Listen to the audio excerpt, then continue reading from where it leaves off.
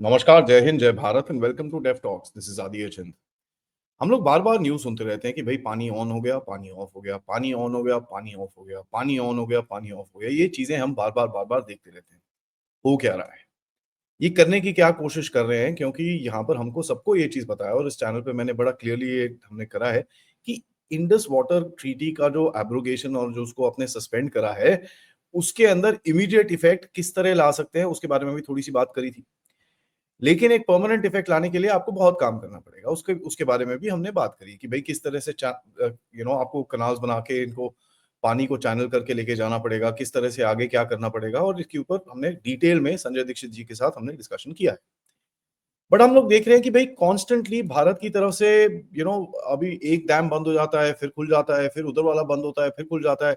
और अगर आप वाटर फ्लो के आप डेटा देखेंगे, तो हाँ, there is a reduction in terms of the water flow but अभी भी पूरी तरह से इतना इम्पैक्ट नहीं आया है। तो ये चक्कर क्या है? What is Bharat trying to do?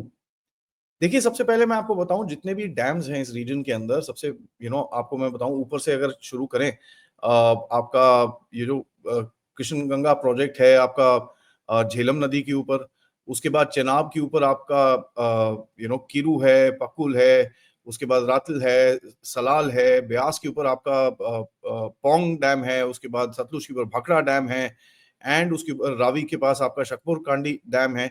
ये इतने सारे डैम्स हैं आपके पास। सो बेसिकली एक आपके पास कैपेबिलिटी है पानी का फ्लो कंट्रोल करने के लिए और ये बड़ी इंपॉर्टेंट चीज है जो आपको समझनी है। पानी का फ्लो कंट्रोल करना is actually one of the biggest things जो इंडस वाटर ट्रीटी के हिसाब से आप नहीं कर पाते थे क्योंकि जो एक फिक्स्ड अमाउंट था जो आपको देना ही था। नाउ एक डैम और है चिनाब रिवर पे जिसका नाम है बगलियार। नाउ इसका कल गेट बंद हो गए, तो फिर से ये ओहो जी हमने पानी बंद कर दिया, पानी बंद कर दिया, वो सच है, उसमें कोई डाउट नहीं है। बगलियार डैम एक रिजर्वॉयर है जिसके अंदर about 500 475 500 million cubic metres of water उसके अंदर आप रख सकते हैं। और ऐसे ही मेजर्स आप कोशिश कर रहे हैं कि दूसरे डैम्स में भी करें, लेकिन इसका चक्कर क्या है आपको समझना पड़ेगा। अब देखिए भाखड़ा नंगल डैम को अगर इसके साथ आप कंपेयर करेंगे, Bhakra Nangal dam is in billions in terms of the hold, तो वो बहुत ही ज्यादा बड़ा है। But Baglihar is also pretty big. To a point मैं आपको बताऊं कि मैं सुबह कर्नल राणा से बात कर रहा था जहां पर वो इस रीजन में रहते हैं। उन्होंने मुझे बताया कि एक इसके अंदर जब पानी भरते हैं the the area around it is has some certain issues कि वहां पर सिल्टिंग विल्टिंग ज्यादा हो जाती है। तो एज अ मैटर फैक्ट अभी इस टाइम पे वहां पर सिल्टिंग की ऑपरेशन चल रही है जो नॉर्मली जस्ट बिफोर मानसून के टाइम पे करी जाती हैं, ड्यूरिंग मानसून करी जाती हैं कि ताकि उस टाइम पे पानी का फ्लो रहता है तो कोई इतनी ज्यादा प्रॉब्लम होगी नहीं। बट अभी डीसिल्टिंग करी है और गेट्स बंद कर दिए। और ये जो डीसिल्टिंग और जो मेंटेनेंस की एक्सरसाइजेज हैं ये फुल स्पीड में चल रही हैं in pretty much all the dams. India और भी ऐसे प्रेशर्स मेजर्स लेने की कोशिश कर रहा है इन कृष्णगंगा झेलम में और जैसे मैंने आपको जितने भी और डैम्स के नाम बताए।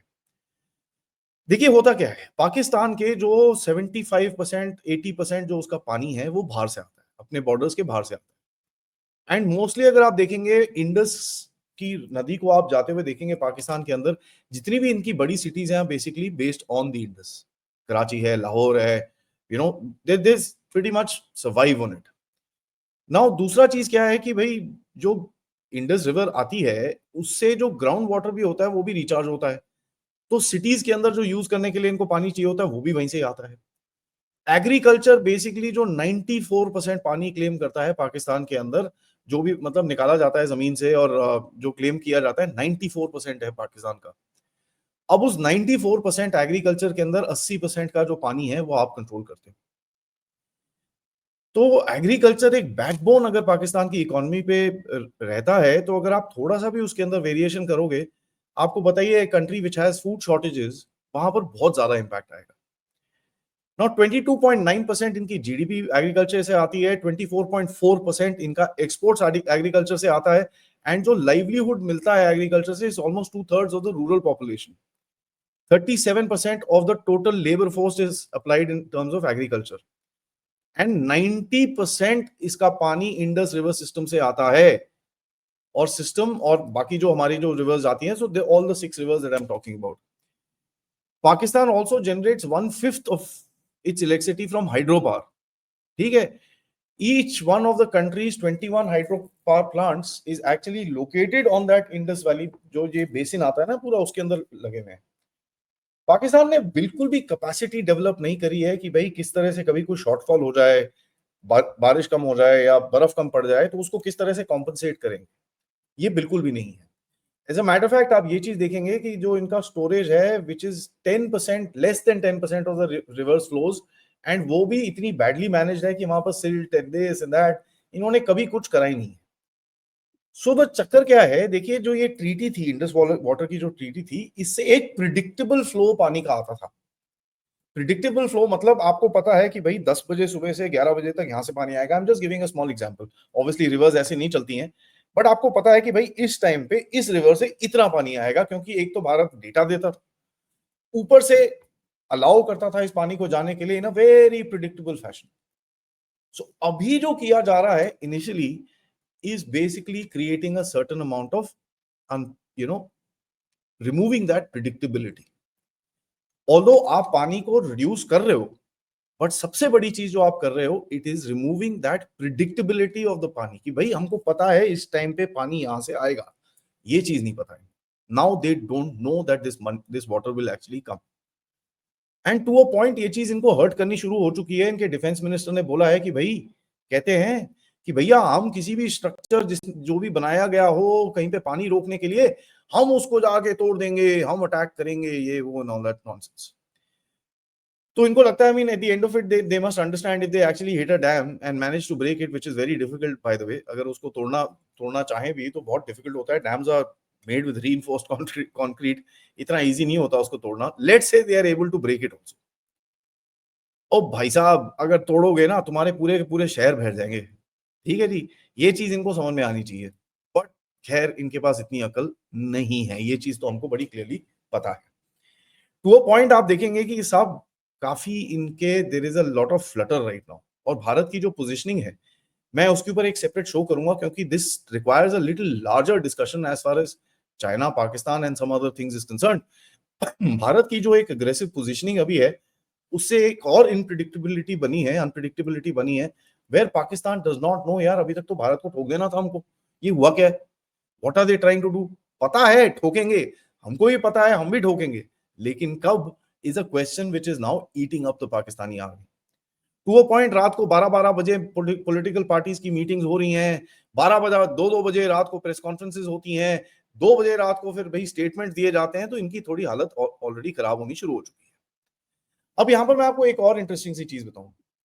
इंटरेस्टिंग चीज ये है कि भाई इस टाइम पे पाकिस्तान के पास सपोर्ट स्ट्रक्चर के हिसाब से अगर आप देखें, दो चीजें हैं।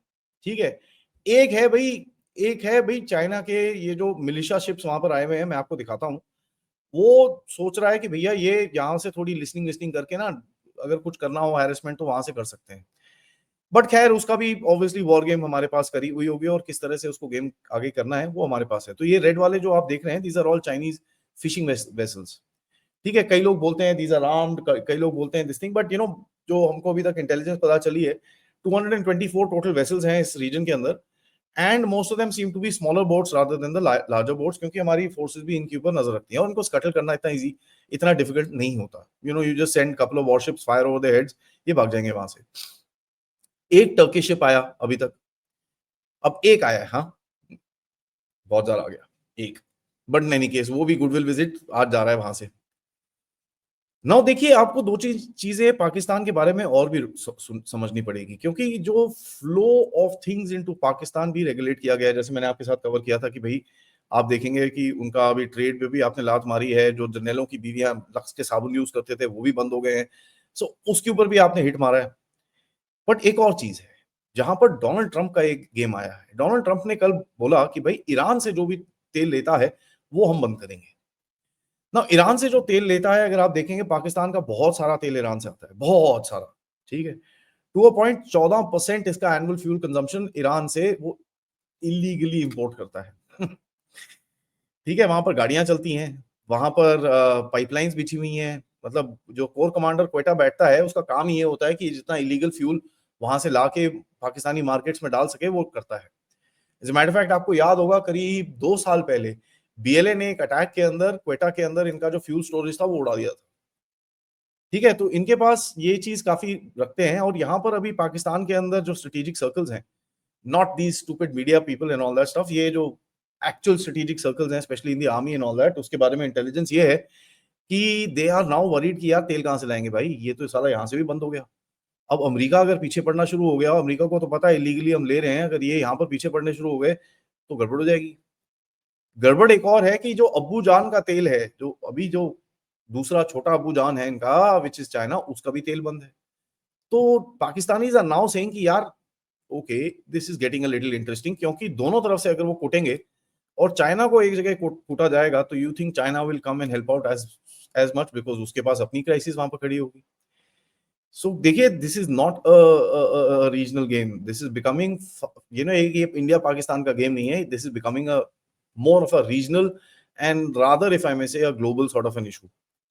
एंड तभी आप देखते हैं जिस तरह की जियोपॉलिटिक्स चलती है, और इसके ऊपर एक सेपरेट शो मैंने पथिकृत के साथ भी किया है, आप देखेंगे शॉर्टली उसको, जहां पर हमने बात करी कि भाई जयशंकर जी यूरोप के साथ काफी लगे हुए हैं। So there is hard diplomacy being played there. अब इस हार्ड डिप्लोमेसी को बैक करना पड़ेगा with hard actions which obviously will come. But Europe के साथ आपको दिखता है कि भैया काफी एक हार्ड बातें चल रही हैं। आज बड़ा इंटरेस्टिंग दिन है वैसे, आज 5 है, 5 को आज सुप्रीम कोर्ट में वक्फ के ऊपर भी बात करी जाएगी और यूएनएससी के अंदर भी इंडिया पाकिस्तान डिस्कस किया जाएगा। तो उसके ऊपर अपडेट हम रखेंगे, बट आप जब तक ये वीडियो को लाइक करिए। एंड जो रियल इशू है with regards to water and जो अनप्रिडिक्टेबिलिटी आप क्रिएट करने की कोशिश कर रहे हैं, उसको हमको बड़ा क्लियरली समझना पड़ेगा। Thank you for watching, video को लाइक करिए, सब्सक्राइब करिए, and if you can please do contribute towards this channel using the QR code या फिर पेपैल या फिर सुपर स्टिकर सुपर चैट्स। दोपहर में हमारे साथ होंगे एसपी वैद साहब, जिनसे मैंने सही में बोलूं तो बड़ा ओपनली उन्होंने बात करी है about what's happening in Kashmir and Kashmiri लोगों के बारे में, कश्मीरी एटीट्यूड के बारे में उन्होंने बड़े खुल के बात करी है। तो जरूर देखिएगा उस शो को, because it will actually be a very very eye opener. And शाम को मैं एक शो डालूंगा कर्नल अजय रैना के साथ about what's happening around and हमारा जो पाकिस्तान के साथ गेम है, what is the government of India actually thinking, Bharat सोच क्या रहा है, उसके बारे में हम बात करके आपके साथ एक शो डालेंगे। तब तक जय हिंद, नमस्कार।